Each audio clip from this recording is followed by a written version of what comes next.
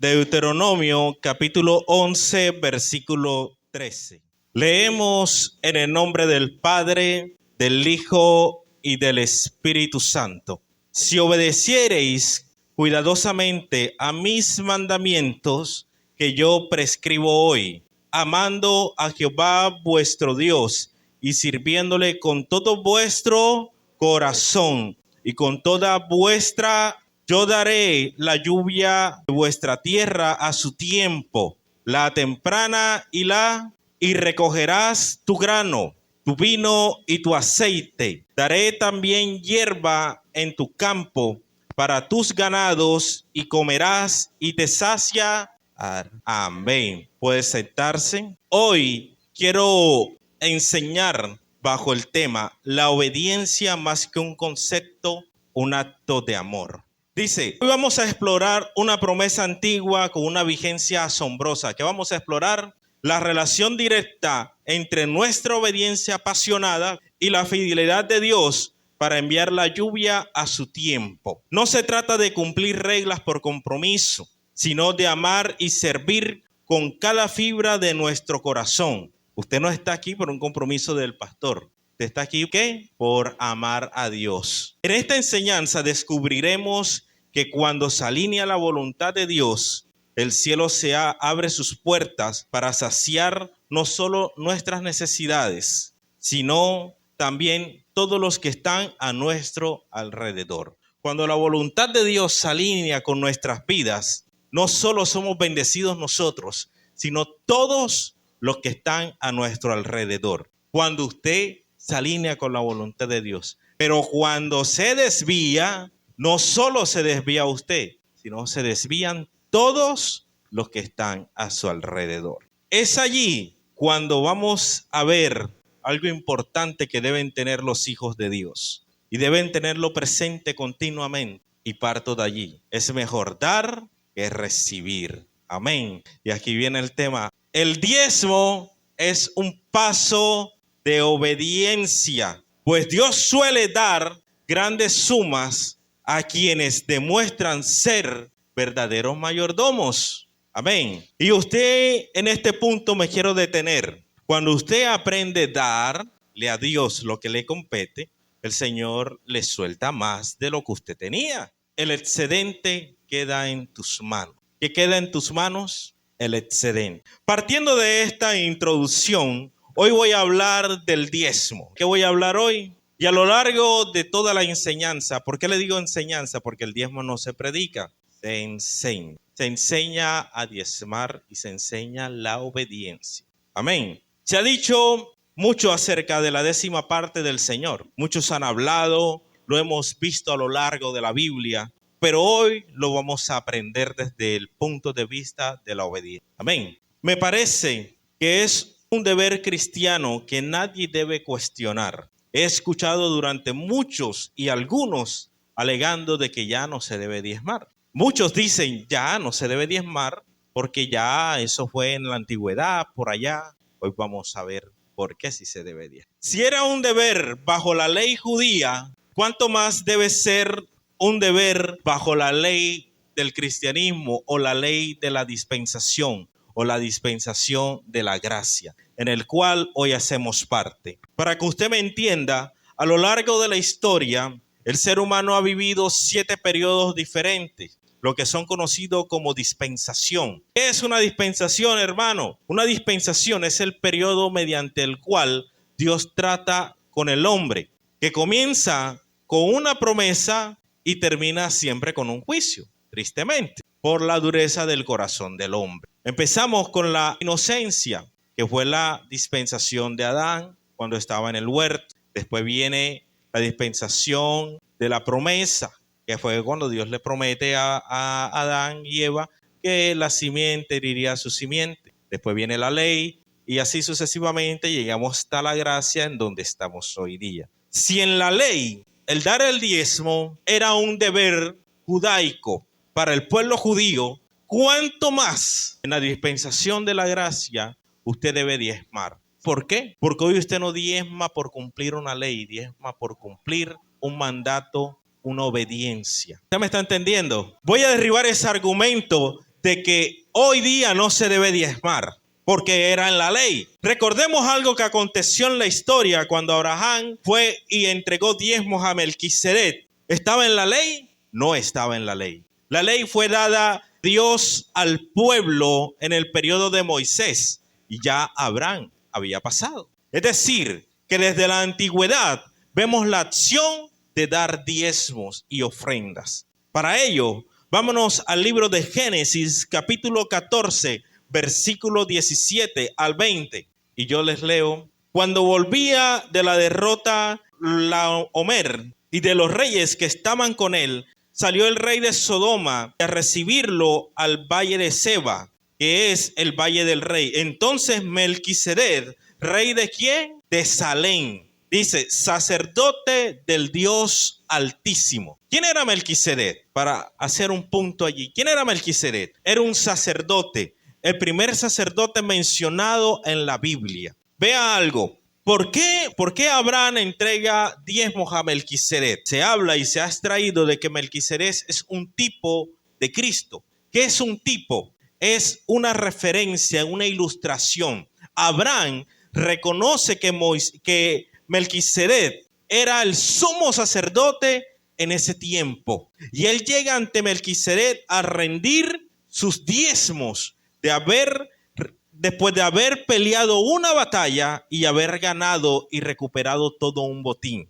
Vea algo, que hay algo impresionante que ocurre en este momento. Dice, y sacó pan y vino y le bendijo, diciendo, bendito sea el Dios de Abraham, del Dios Altísimo, creador de los cielos y de la tierra. Y bendijo y bendito sea el Dios Altísimo, que entregó tus enemigos en tus manos. Y le bendijo a Abraham los diezmos de todo. Y le dio los diezmos de todo. Mire esto, hay algo impresionante que ocurre. ¿Qué entregó a Abraham? ¿Qué dice que entregó a Abraham? Entregó los diezmos, pero hay algo puntual. Dice, lo diezmó todo. ¿Usted sabe qué ocurrió? Abraham no se quedó con nada. Abraham no se quedó con absolutamente nada. Yo veo en este accionar algo bastante puntual e interesante. Y es que Abraham todavía no había recibido la promesa de Dios.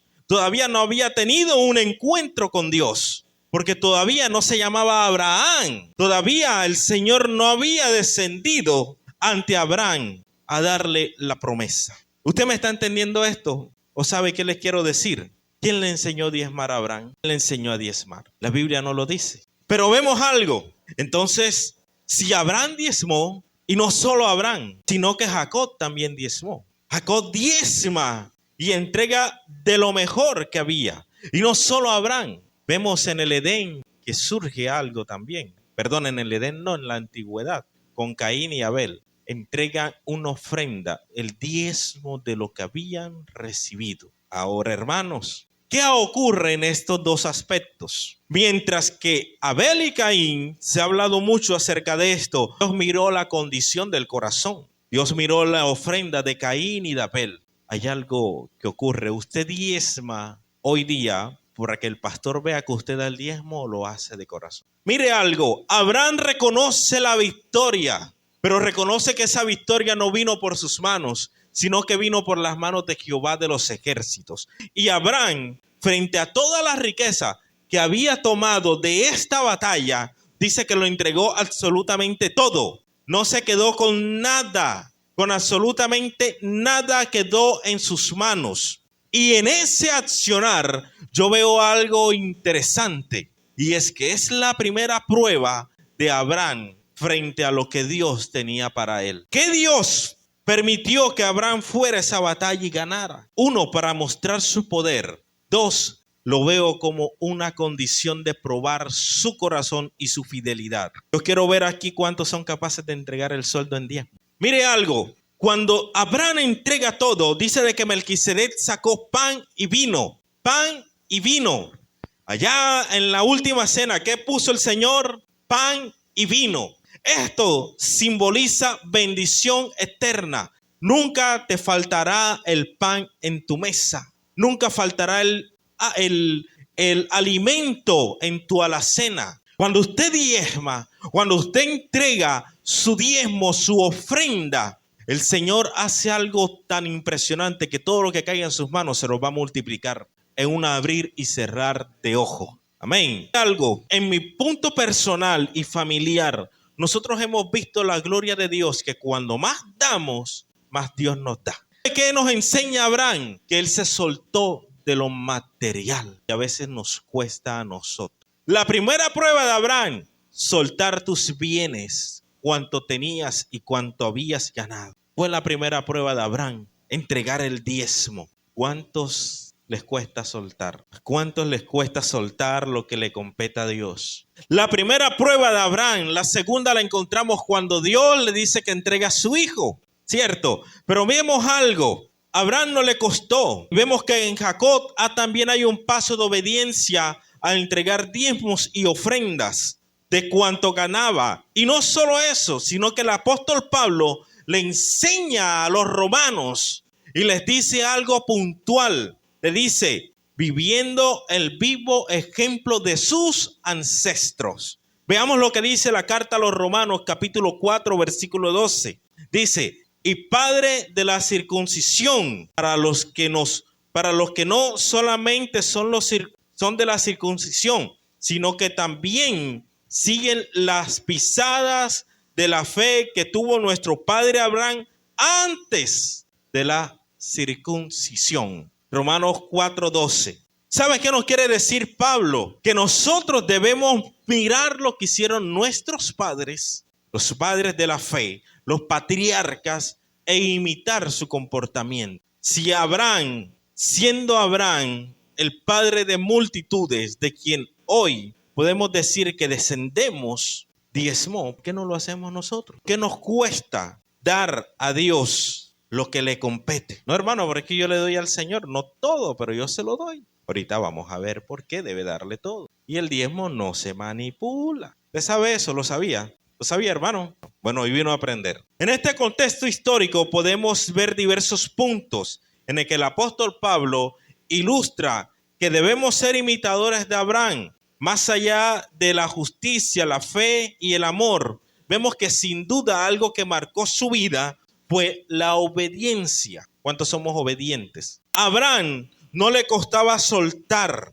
A Abraham no le costaba decir, Señor, si tú me dices, yo voy. Para que tú me digas, yo iré. ¿Cuántos son así? Vamos a algo, y son las mentiras del enemigo con respecto al diezmo. Durante años, lo que le decía al principio, hemos escuchado que ya no hay que diezmar, que ya nos debemos dar diezmo. Yo he escuchado muchas mentiras del enemigo a lo largo de mi vida, como que ya no hay que vigilar, ya no hay que ayunar, ya no hay que dar ofrendas, ya no hay que hacer esto en la iglesia, porque todos se apegan a que ya Dios lo hizo, Jesús oró, Jesús vigiló, Jesús ayunó, y ya no hay que hacerlo. Mentiras del enemigo. La única forma de usted vencer el pecado es con ayuno, oración y lectura de la palabra. Y así sucede con el diezmo. Cuando estaba investigando mucho acerca de esto, encontré muchas controversias. Encontré que muchos decían, no,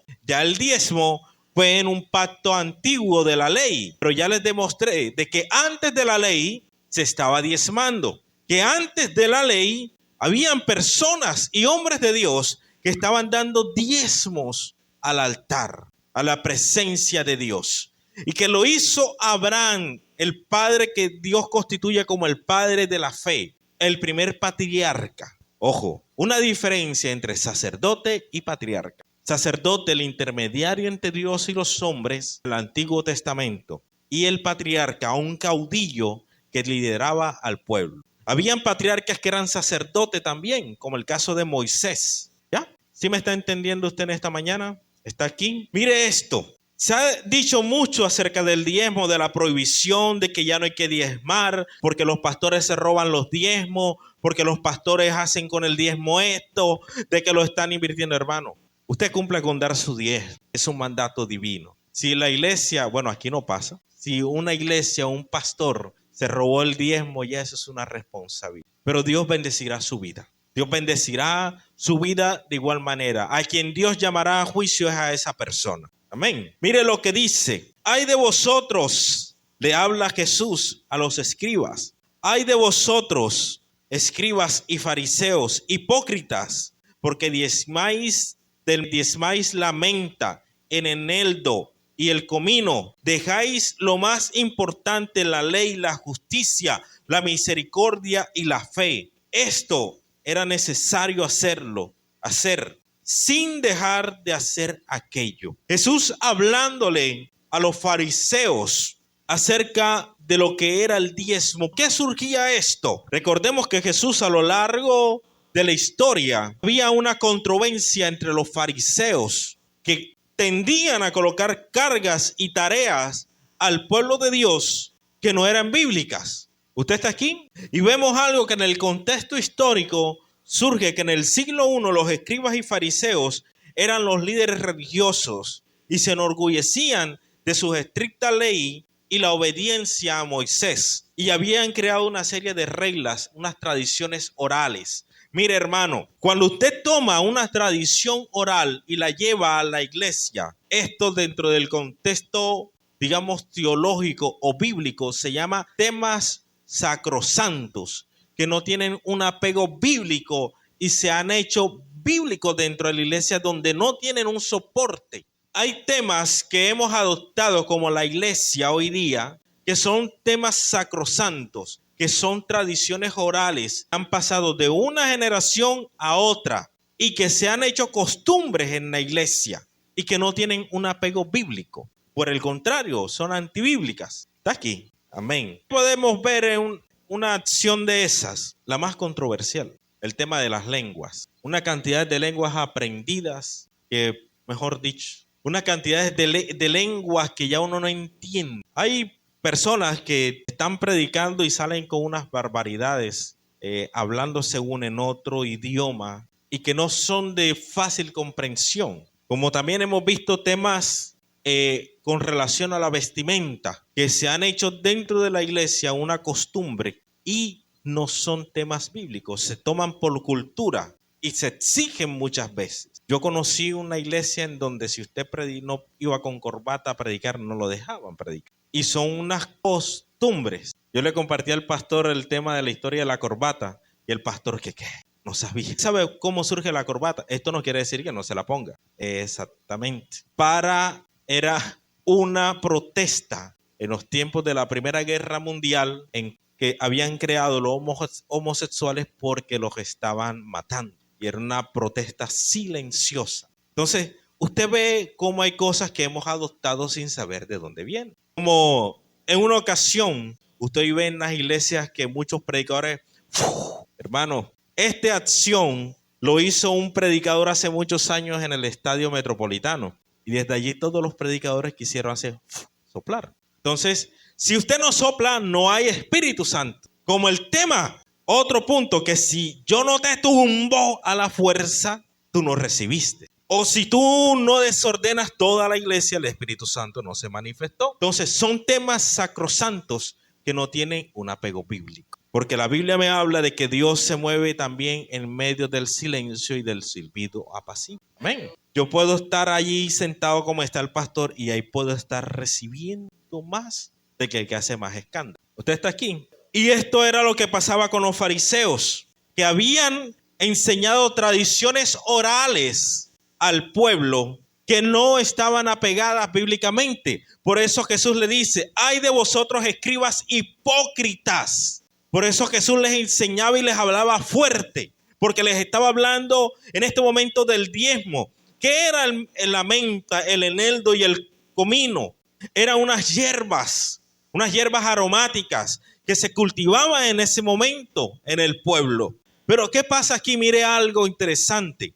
Los escribas cogían esto para decir, yo doy de esto, yo doy de lo mejor. Pero miremos un contexto. Estos productos eran de bajo valor comercial. Mientras que Dios había pedido frutos, granos cultivados de la tierra, ellos querían traer unas hojas y lo peor, las contaban en público para decir, yo di tanto. Pero miramos algo querían dar a conocer que daban más, pero lo que estaban dando era de un valor poco comercial. Es decir, no valía nada, no valía nada. Y el Señor les dice, se han olvidado de la ley, de la justicia y la misericordia y la fe. Dice, todo esto es necesario hacer, pero sin dejar de hacer aquello. Usted tiene que diezmar, darle a Dios lo mejor. Por eso, cuando hablamos de dar ofrenda de diezmo, dice, te daré lo mejor, lo mejor, lo mejor de mi vida, te daré lo mejor. Hermano Mauricio decía, no te daré nada que no me cueste. Amén. Se fueron. Entonces, hermanos, los fariseos querían aparentar que daban lo mejor. ¿Cuántos vienen con gozo a decir, ay, hoy me toca ofrendar, hoy me toca diezmar, hoy voy y doy todo lo que tengo? Mire, yo le voy a dar un testimonio. Hace como 2 o 3 años, nosotros estábamos ayudando a construir el templo. Y yo me acuerdo de que nosotros solamente nos quedábamos con mi transporte del trabajo y lo que era el alimento, y lo que sobraba lo dábamos para construir el templo. Y a nosotros nunca nos faltó nada en el hogar. Por el contrario, cada vez salían más cosas. Cada vez el Señor multiplicaba más y más. Y eso me ha enseñado a mí en lo particular. Cuando yo doy a la casa de Dios con amor,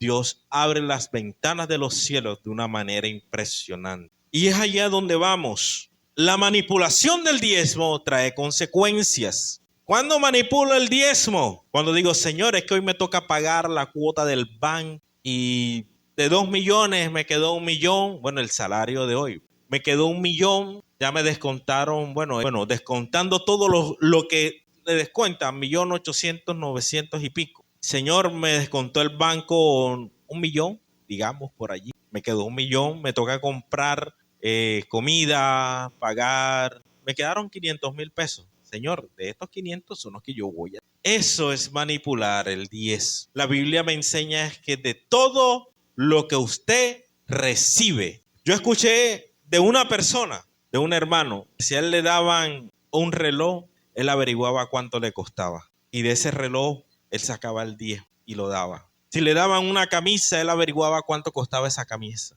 Y ese hermano yo conozco que no compra nada. Todo se lo da el Señor. Y todo estrena más que usted y que yo. Y él, todo lo que Dios le bendice y le dan, el hermano busca el valor y diezma el valor como si él lo hubiera comprado. ¿Sabe qué es eso? Obediencia. Porque la Biblia me enseña que de todo lo recibido, cuando usted manipula el diezmo, vienen consecuencias del cielo. Y ahorita vamos para allá. Manipulo el diezmo. Cuando digo, Señor, doy la otra semana porque es que esta semana voy a salir con mi familia y creo que me voy a gastar tanto. Tu palabra me dice que también tengo que salir con mi familia. Hermanos, la mala administración nos conlleva a manipular el 10. La Biblia me enseña que nosotros debemos ser mayordomos eficaces. Recordemos la parábola de los talentos. Dice que el Señor quitó al que lo había enterrado y se lo dio al que lo había multiplicado. Como hijos de Dios, escúcheme esto, como hijos de Dios, nosotros debemos ser buenos administradores.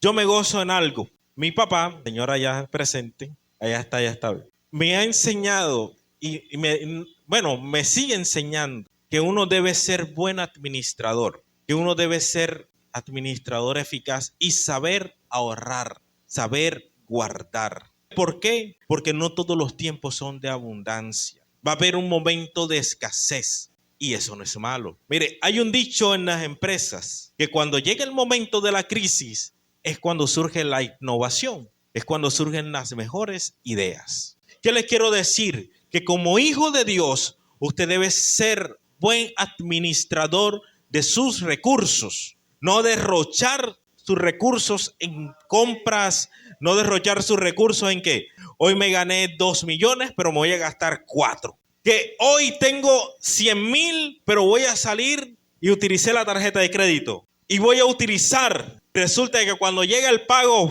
me cortaron. Ay, señor, me descostaron 200 la tarjeta de crédito. Bueno, ahora me toca diezmar 160,000 pesos. Ojo, Dios no es responsable de sus deudas. Si usted es mal administrador, hágase responsables de sus deudas. Amén. Y es aquí cuando decimos que, Señor, el dicho de todo el mundo es que cuando la plata llega, eso se desaparece, que mejor dicho, parece que eligiera el correcamino. Por aquí llegué y por allá salí. ¿Pero por qué pasa? Por la mala administración. Mire esto. Yo conocí una persona que yo le decía a nivel de empresa, conozco pues, le decía, hay que conseguir más clientes, hay que buscar, hay que moverse. Y me decía, vamos a orarle a Dios, yo, vamos a orarle. Pero no había acción. Cuando usted es buen administrador, usted ora, pero usted se mueve. Usted es diligente, por eso la palabra nos dice ser diligente. Usted está aquí. Mire, cuando usted obedece, cuando usted dice, Señor, yo te entrego de lo que es tuyo, entonces comienza tu milagro porque la mano del soberano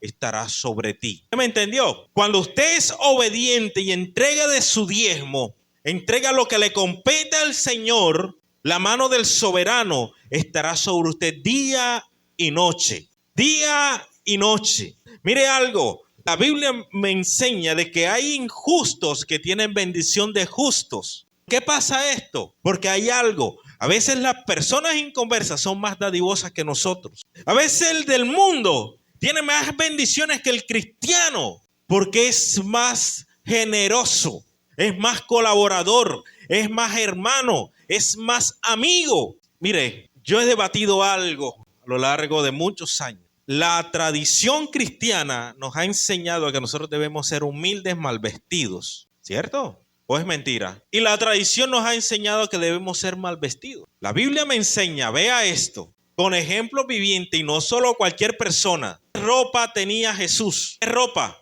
Dice la Biblia. Tela, lino fino. ¿Costaba un lino fino? Era costoso. Y hoy vamos, no voy a desprestigiar ningún almacén. Voy a desprestigiar. Yo he comprado ropa de Tierra Santa, o sea, no le voy a negar. Pero de un tiempo para acá, yo siempre he dicho, el Señor me quiere ver bien. Amén. Y yo creo que como hijos de Dios debemos demostrar que estamos bien. Cuando usted, mire, va a sonar vanidoso o va a sonar de pronto feo, pero usted me va a entender. La apariencia importa. La apariencia importa. Como usted lo ven, lo tratan. Si usted llega a un cristiano todo desgreñado, bueno, vamos a hablar con las mujeres, toda desgreñada, toda despelucada, oliendo a feo, no van a hablar de usted, van a hablar del evangelio. Van a hablar del evangelio. Esa gente, esos cristianos no se bañan bien. Las mujeres que tienen más piojos que parecen garrapatas. O sea, cómo te ven, te tratan. Usted está aquí. Pero cómo queremos que Dios nos bendiga y que podamos vestir como yo. Que podamos vestir de manera decorosa. Como César, dijo el hermano, así como el hermano César. El hermano César se tiene unas pintas bien bacanas. Pero ¿qué hay? Obediencia cuando no te cuesta soltar. Cuando no te cuesta soltar, el Señor te bendice, te dice, mijo, me estás dando, toma. Más de lo que tú te imaginabas, toma. Y Dios te pone en gracia. Amén. Hermano, ¿por qué surge? Porque el Espíritu de Dios está sobre ti. El soberano, su mano está sobre ti. Porque hay obediencia. Mire, la Biblia, ahorita vamos para allá. Yo sé que todos están esperando Malaquías 3:10. Ahorita vamos para allá. Cuando usted bendice a Dios, cuando usted entrega ese diezmo, esa ofrenda, la ofrenda es voluntaria, pero el diezmo es un mandato. Usted está aquí. Amén. Para el grupo de alabanza, ministro que no diezma, ministro que no puede servir. ¿Qué? Porque no estaría cumpliendo un mandato divino. ¿Cómo usted puede hablar de obediencia cuando usted no obedece? Y no solo los de la alabanza, todos los que se suben a predicar, todos los que sirven en la iglesia, deben diezmar. ¿Qué? Porque es un paso de obediencia. Si lo del César le pertenecía al César, no a César, ¿por qué hoy negociamos con lo de Dios? Porque hoy le decimos, mire, un pastor una vez sacaba unas cuentas. Si Dios cobrara intereses por lo que usted le debe del diezmo, estaría entonces, si no le entrega el diezmo a Dios hoy, se lo gastó, el próximo mes lo tiene que entregar doble. Entonces, si dejó de diezmar por un año, ¿cuánto debe entregarle a Dios? Entonces, si Dios nos cobrara intereses por lo que hemos dejado de diezmar, ¿cómo nos iría? Y a veces estamos negociando con Dios. No, Señor, hoy no te lo entrego, pero te lo entrego el otro mes. Pero el otro mes me entregaste el mes no el mes pasado. Entonces, a veces queremos negociar con Dios. Señor, no, hoy no, la otra semana. Y la otra semana se me olvidó, ay, Señor, me gasté. Lo que pasa es que recuerda que tenía una deuda, tenía que pagarle el colegio al niño y, Señor, me gasté el 10 y me gasté el 10. Qué negociazo. Dice, Señor, bueno, no hay problema, yo te voy a proveer. Y otra vez, Señor, lo que pasa es que se me acabó la comida y me tocó comprar comida. Es ahí donde vamos. Hay justos que tienen bendición de justos, porque son más generosos, más dadivosos que el cristiano. Mire, yo tengo una prima que a ella le gusta sembrar en las iglesias, porque ella dice que cuando ella siembra, Dios le da más. Y no es cristiana. Hermano, y somos los que más mal quedamos. Y no solo a Dios, sino al hombre. Entonces, ¿por causa de quién juzgan al cristianismo? Por nosotros mismos. No somos testimonios vivientes a los de allá afuera. No somos testimonios. ¿Cómo vamos a hacer testimonio si ni siquiera le cumplimos al que no vemos? Vamos a cumplirle al que no ve, al que vemos, si no le cumplimos al que no vemos. Y lo peor, que le servimos a Dios,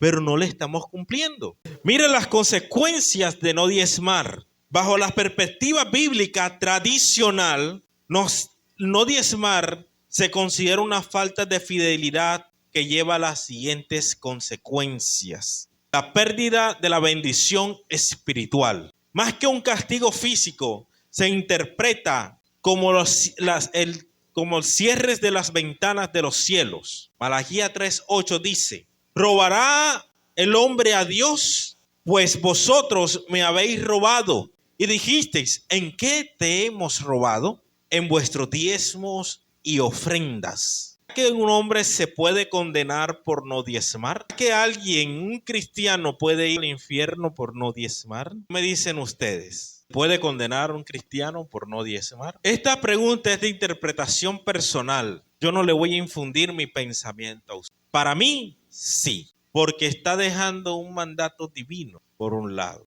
Y el cristiano debe ser obediente. En una ocasión escuché un testimonio de una persona que había tenido la experiencia de ir al infierno, y en su experiencia, en su testimonio, decía que habían cristianos en ese lugar. Y cuando él le decían, Señor, si él era cristiano, ¿por qué está aquí? Dice, porque me robó mis diezmos y mis ofrendas. De allí y de este texto yo interpreto de que sí se puede condenar, porque le estamos robando a Dios lo que le compete a Dios. Y es de allí que muchas de las bendiciones que el pueblo de Israel se detenían por causa de no presentar diezmos y ofrendas. Bendiciones de Dios se han detenido en tu vida por no cumplir el mandato de Dios. Bendiciones de Dios se han visto estancadas por no cumplir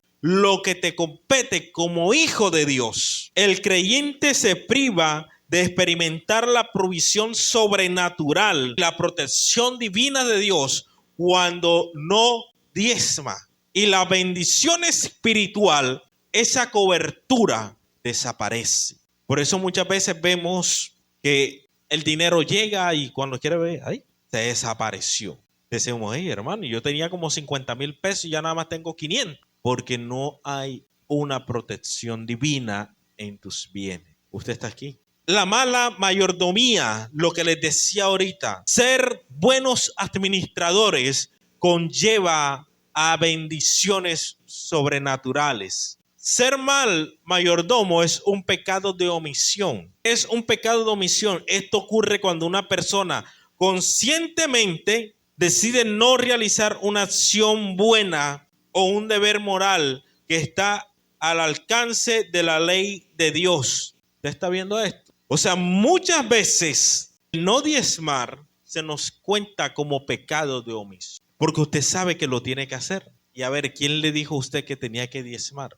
Nadie, es cierto, pero usted lo extrae de su propio ser. Cuando yo estaba en el Verbo, yo me acuerdo una vez que la pastora Katia decía, si los estudiantes no reciben ingreso, pero se reciben su merienda, usted puede diezmar hasta 500, 100 y 1,000 pesos. Y nos enseñó a diezmar. Yo me acuerdo que yo diezmaba 1,000 pesos. Yo guardaba de toda mi semana y el domingo llevaba semanal mi diezmo. Es decir, que es algo que usted debe hacer de corazón, obedecer a Dios. Cuando somos mayordomos eficaces, obedecemos a Dios. Miremos lo que dice el mismo texto de Malaquías. ¿Robará el hombre a Dios? ¿Podemos robarle a Dios? Dios necesita de nuestro dinero. Cuando usted no diezma, también surge algo. Pasa un aspecto general, el debilitamiento de la obra religiosa.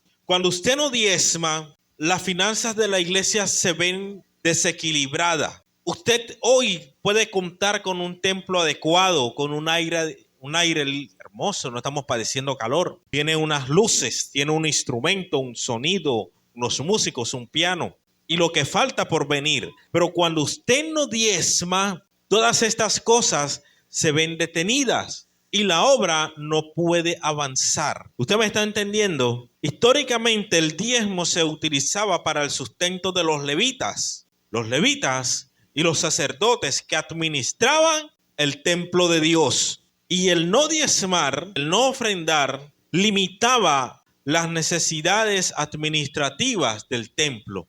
¿Usted qué cree que cómo se sustentaba el templo de Moisés? Mire, el mal dicho de hoy día, que los pastores se roban los diezmos, que los pastores cogen el diezmo para vivir bien, para vivir no sé qué, no es una responsabilidad nuestra, pero sí es una responsabilidad el diezmo. Pero hay que ver algo, no todos hacen estas acciones. Hay hombres de Dios, como el pastor, un ejemplo, se dedica 100% a la obra. Y al dedicarse 100% a la obra, quiere decir de que él tiene que saciar sus necesidades diarias. Él de aire no vive, no, pero aire no la luz. Ustedes están aquí y no solo eso. Usted hoy día no está sentado en el suelo porque con su diezmo se compran las sillas. Hoy día usted goza de aire acondicionado porque con el diezmo se paga el aire. Hoy yo predico con micrófono porque con los diezmos se compra el sonido. Entonces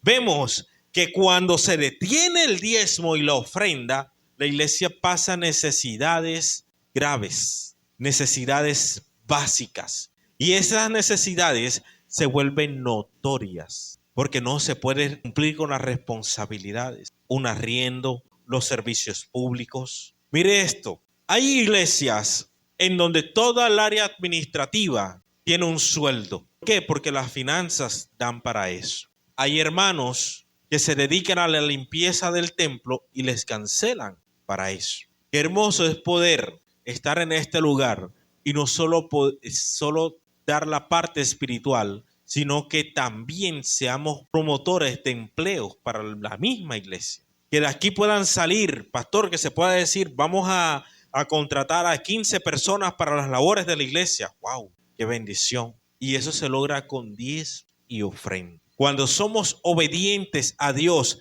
entregándole todo lo que a Él le compete. La vulnerabilidad que queda en nuestras vidas por no cumplirle el diezmo. El texto bíblico de Malaquías 3:11 nos dice el Señor que Él reprenderá al devorador. No solo eso, sino que al devorador que destruye toda nuestra tierra fértil, toda nuestra vid. Dice el texto, reprenderé también por vosotros al devorador, y no os destruirá el fruto de tu tierra, ni de vuestra vid en el campo será estéril, dice Jehová de los ejércitos. Malaquías 3:11. ¿Qué dice el Señor? Que reprenderá a todo el que venga a hacer daño, a todo el que venga a destruir tu hogar, tu familia, tu economía, cuando tú le eres obediente a Dios. Amén. Pero veamos algo. Y lo que les decía ahorita, ¿a cuánto les alcanza el dinero hoy día? Y yo escucho muchos cristianos que dicen que las cosas están caras. Pero la Biblia también me enseña que en los postreros tiempos los cristianos no les faltaría absolutamente nada.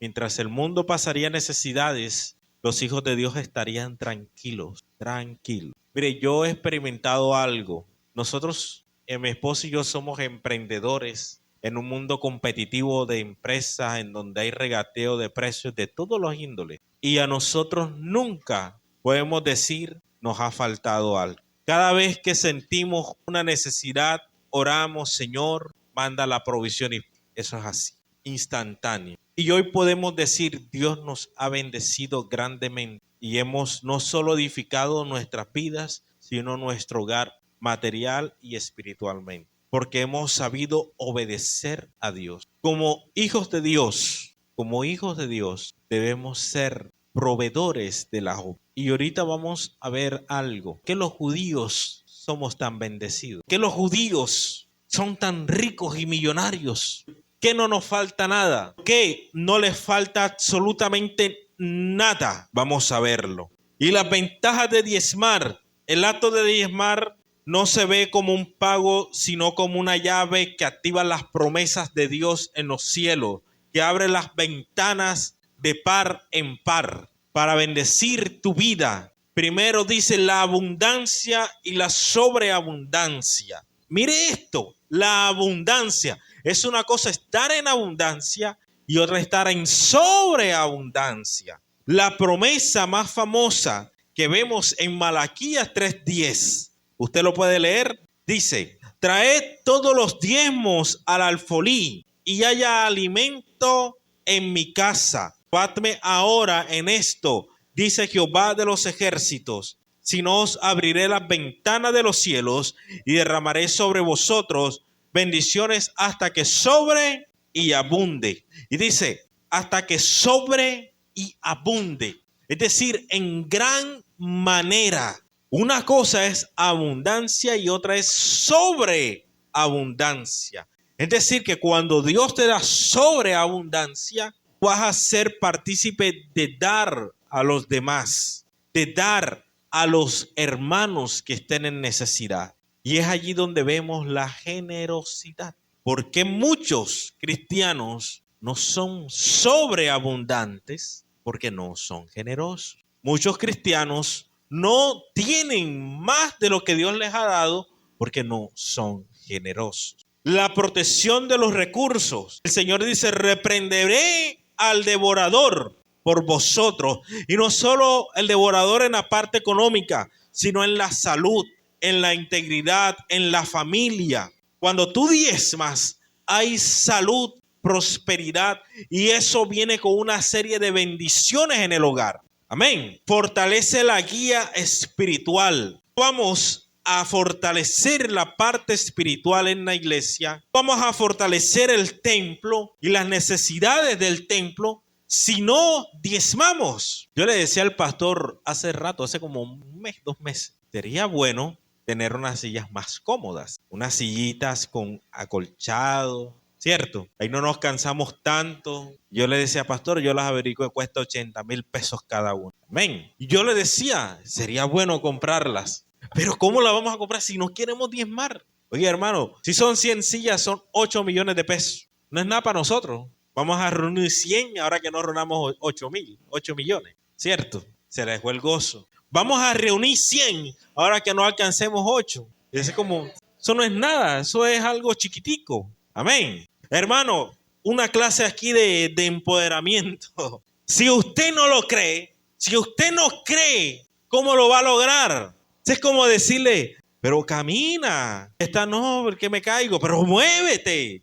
Es como decirle, ánimo, ánimo. Si no le pongo ánimo. Si usted no cree, nadie lo va a creer. Antes, cuando yo iba para la iglesia, había un texto en una pared y dice, si él lo dijo y yo lo creo, hecho está. Amén. Entonces, si vamos a reunir 100, ¿cómo no vamos a reunir 8? Parece que hubiera dicho lo que hubiera pasado lo que dije. ¿Usted se está durmiendo o es que se les está dando el gozo con la prédica, con la enseñanza? Hermanos, si usted no diezma, las necesidades no se pueden subsanar. Si usted no diezma, muchas veces hay hermanos que pasan una necesidad y si no hay diezmo, no hay un fondo con que poder usarlo. Yo le decía al pastor hace días, pastor, la pared, pastor, la pared. Yo le dije, ya veo que no estamos cabiendo. Pastor, la pared.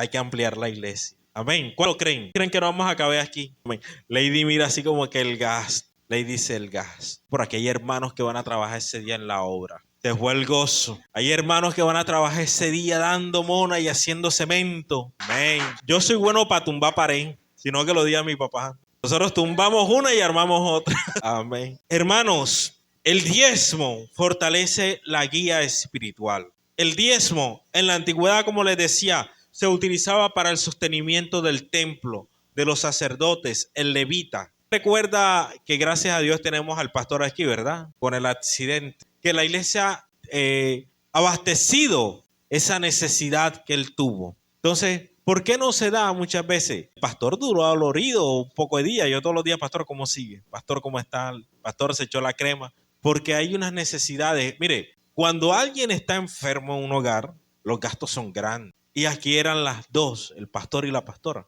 Entonces, la pastora tiene su empleo, pero el pastor no. Igual el pastor debe ser reconocido su labor. Pablo dijo, el que predica la palabra es viva del evangelio. Esto no quiere decir como los que van en la calle, como que venga, traiga ofrenda, venga, siembre, pacte. Eso lo dijo el hermano, no lo quería decir yo, lo dijo el hermano. Que quieren aprovecharse del evangelio. Y eso abunda hoy día. Y es allí en donde debemos ver quién realmente es de Dios. El hombre de Dios se conoce por sus obras, por sus hechos. Amén. Yo le decía al pastor que me acordaba de mi abuela que decía, el día que tú seas pastor, tú tienes que tener carro, casa antes de ser pastor. Y yo le decía, abuela, porque de mi nieto nadie va a hablar. Que después que fue pastor tuvo casa, carro. Yo decía, ok.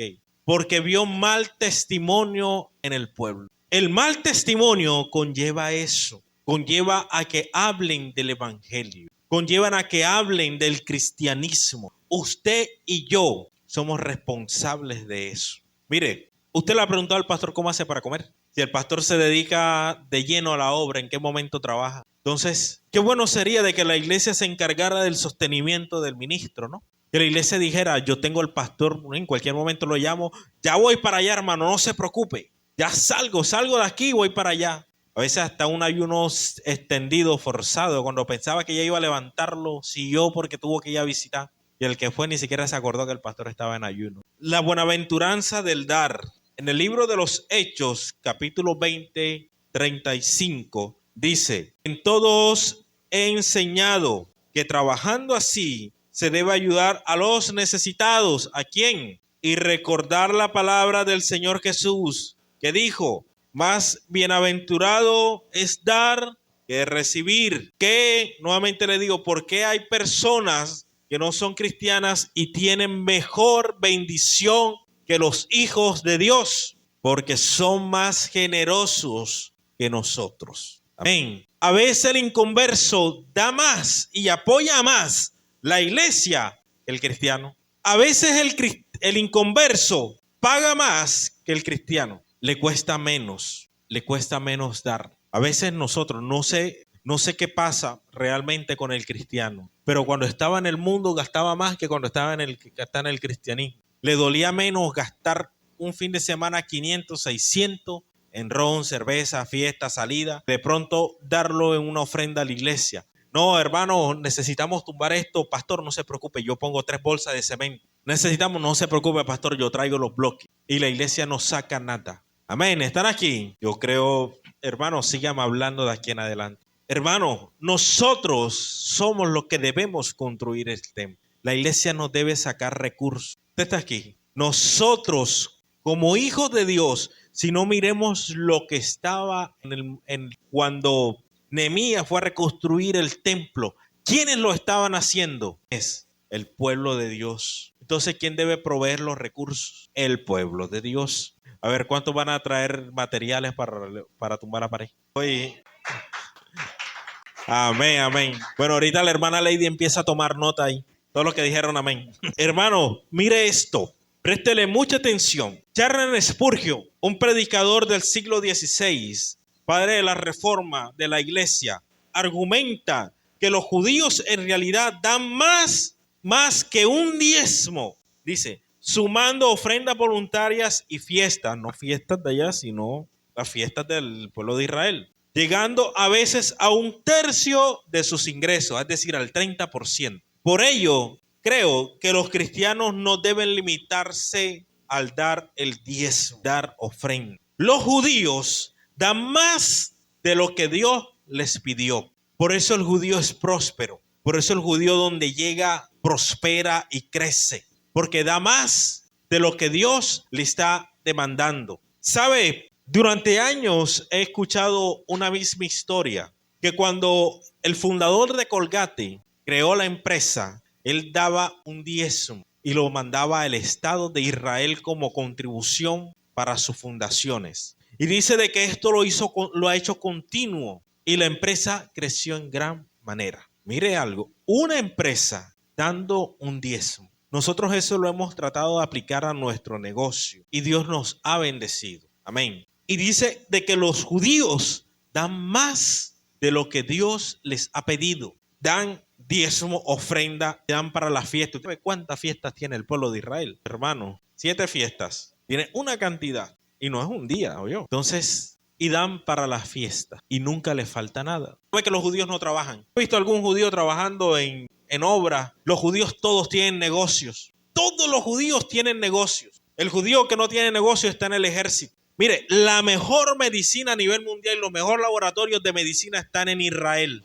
La mejor tecnología del mundo es de Israel. Ahora que Israel estuvo en guerra, hay algo que se llama la cúpula de Dios. Son misiles inteligentes creados por Israel para destruir todo lo que intente entrar a su territorio. Yo llevo días pidiéndole al Señor algo. Digo, Señor, dame la metodología, la idea, la forma de enseñarle a mi hijo la Torá de acuerdo a como tú se la enseñabas a tu pueblo. Porque no somos judíos y tengo que enseñársela de una forma diferente. Cuando usted le enseña a su hijo la palabra y le enseña la importancia de ofrendar y diezmar, hay bendición grande. Amén. Mire, mi hijo tiene algo, Ángel tiene algo, que él va y busca ofrenda. Si no consigue uno, busca en el otro, y si no va, busca en el otro, pero hasta que consigue. Y así iba cuando estaban... Llegaban, papi, ofrendas. Si yo no le contestaba, iban de mi mamá. Si no, iban de mi papá. Si no, iban de la mamá. Si no, iban del abuelo. En algún lugar, pero de que encontraba. Y mire, el judío es así.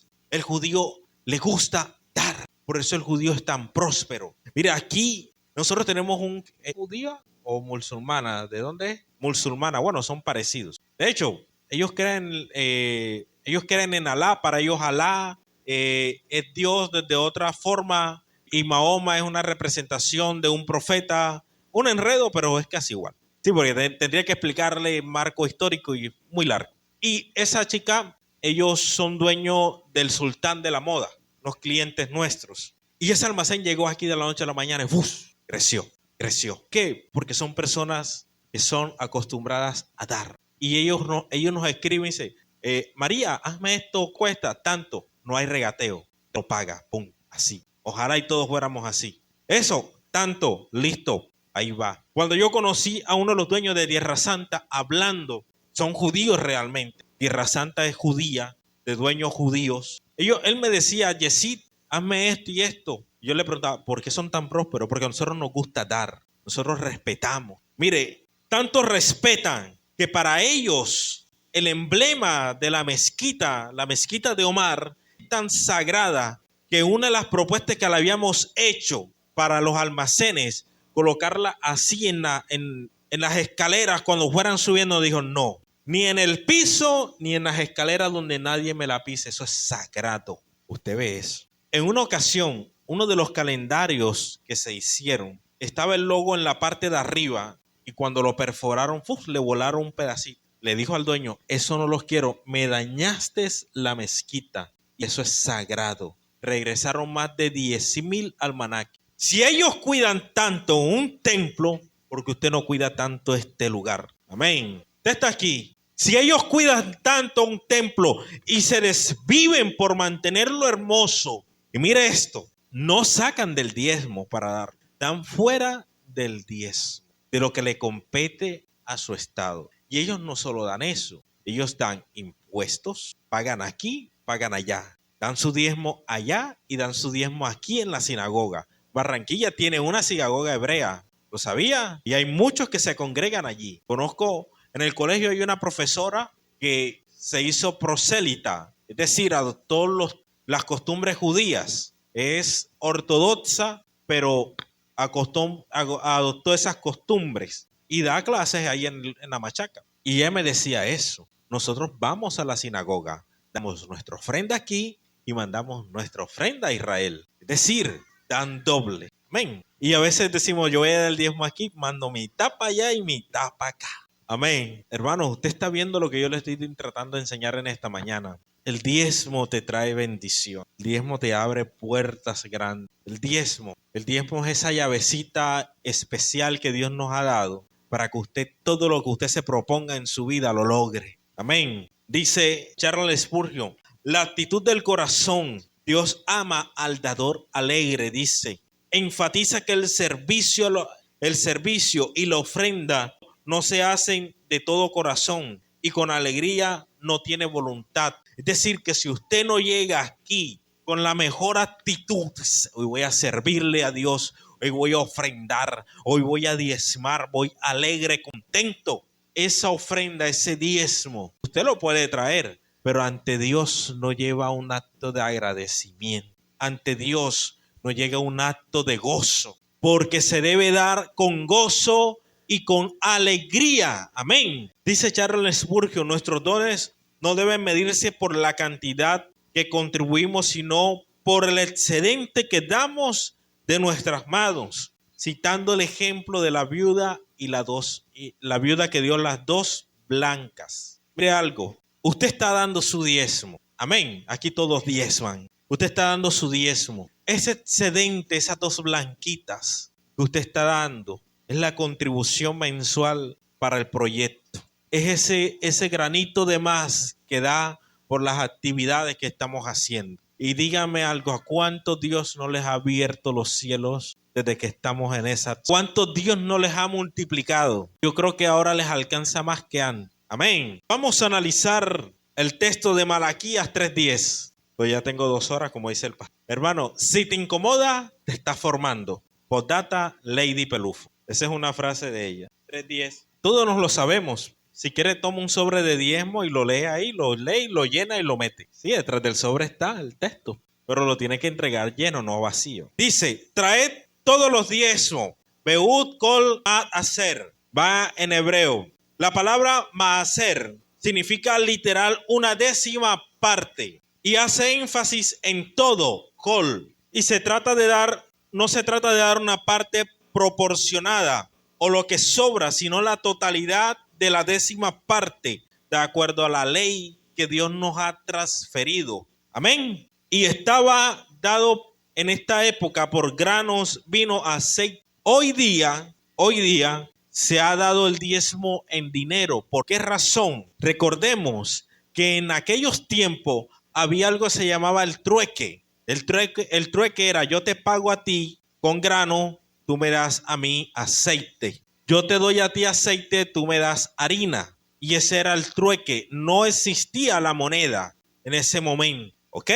Alfolí, el Bet At Azor, quiere decir que se traduce casa del tesoro o almacén. Era la cámara física dentro del templo de Jerusalén destinada a guardar la provisión. Y su propósito era garantizar el alimento en la casa, y refiriéndose al sustento ¿de quién? De los levitas y sacerdotes, que por ley no tenían tierras para cultivar. ¿Y qué nos da a entender? Que el diezmo era para el sostenimiento del levita, el sacerdote y del templo, de las necesidades que ellos presentaban. Probadme en esto ahora.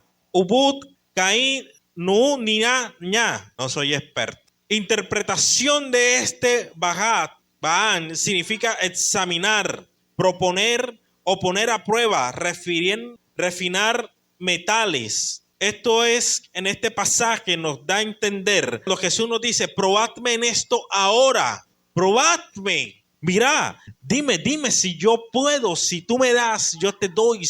Mira hasta dónde puedo alcanzar para bendecirte. Amén. Dice: las ventanas de los cielos, Arubot, Mayin. La palabra Arubot se usa originalmente para describir las compuertas que se abrieron durante el diluvio. Este es un punto clave cuando Dios dice: abriré las ventanas de los cielos y derramaré. Esta parte, derramar, quiere decir que llenará en sobreabundancia. Cuando Dios abre las ventanas de los cielos, muchas veces hemos orado, Señor, abre las ventanas de los cielos. Pero mire algo, cuando usted diezma, Dios abre esas ventanas automático. Ni siquiera se lo tiene que pedir, que Dios las abre. Ya Él lo ha dicho, probadme en esto ahora, si no os abriré las ventanas de los cielos. Dice, y bendeciré hasta que sobre y abunde. En este pasaje, Dios nos da una promesa literal que significa hasta que haya sobreabundancia. ¿Cuántos quieren estar en sobreabundancia? Entonces, ¿qué tenemos que hacer? Hermanos, cuando el Señor también nos dice, y reprenderé por vosotros al devorador, nos quiere decir esto. En este pasaje hay algo que ocurre en este punto. El pueblo de Israel, como daba ofrendas del campo, en este momento había muchas plagas, había muchos insectos. Dice, por eso dice, reprenderé al devorador, haciéndose énfasis en esto. Pero en este tiempo, en este siglo, en esta época contemporánea, sabemos que el enemigo ataca como devorador a nuestras finanzas, a nuestra salud, a nuestra familia. Y por ello, en este texto hacemos énfasis en reprender al enemigo dentro del hogar. Ser inteligente es también despojar de lo que no es nuestro. Ser inteligente es saber entregarle a Dios lo que a Él le compete. Amén. Un texto, voy a decir algo corto de un texto. Ya usted lo ha escuchado, lo ha visto en el libro de Joel. Dice, mía es la plata y mío es el oro, dice Jehová de los ejércitos. En este punto entendemos de que de Jehová es todo cuanto hay en este mundo. Les pregunto, ¿acaso necesita Dios de tu dinero? ¿Necesita Dios de tus bienes? ¿Dios tiene necesidad de que tú estés diezmando? Entonces lo hacemos por un acto de obediencia. Lo hacemos por un acto de entrega, de sumisión a Dios. Si nosotros no cumplimos con esto, ¿cómo nuestro corazón estará de manera íntegra delante de Dios? ¿Podemos nosotros pararnos y decir, Señor, derrama bendiciones hasta que sobre y abunde? Señor, mira esta prueba financiera, mira esto, si no estamos dando lo que le compete a Dios. Yo les invito, hermano, en esta mañana a que nosotros seamos diligentes en la obra de Dios y seamos diligentes y prontos para cumplir los mandatos divinos. Su diezmo hoy día es utilizado para el sostenimiento de la obra, para el sostenimiento del templo, para que usted hoy pueda gozar de una comodidad, para que hoy usted pueda gozar de un lugar digno de ser habitado. Amén. Yo le invito a que usted se ponga sobre sus pies.